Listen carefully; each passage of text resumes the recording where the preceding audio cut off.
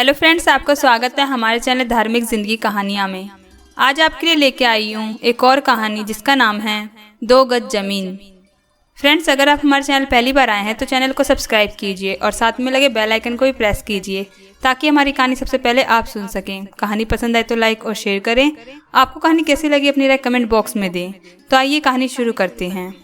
एक बार एक बेहद गरीब आदमी एक राजा के पास गया और उनसे फरियाद की कि उसके पास कुछ भी नहीं, उसे मदद चाहिए। राजा दयालु था। उसने पूछा कि क्या मदद चाहिए। आदमी ने कहा, थोड़ा सा भूखंड।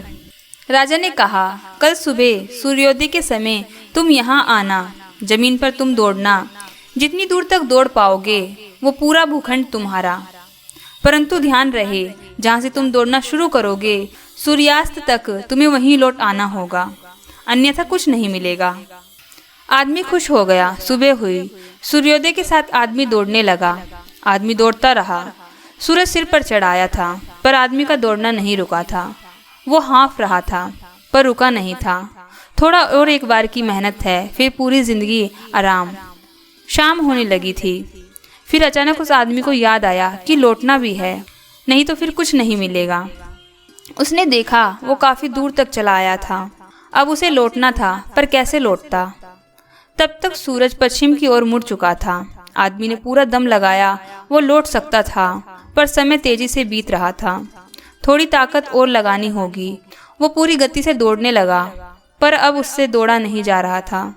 वो थक कर गिर गया और उसके प्राण वहीं निकल गए।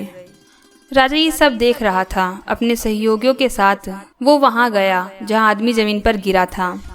राजा उसे गौर से देखा, फिर सिर्फ इतना ही कहा, इसे सिर्फ 2 गज जमीन की दरकार थी जिसके लिए इतना दौड़ रहा था।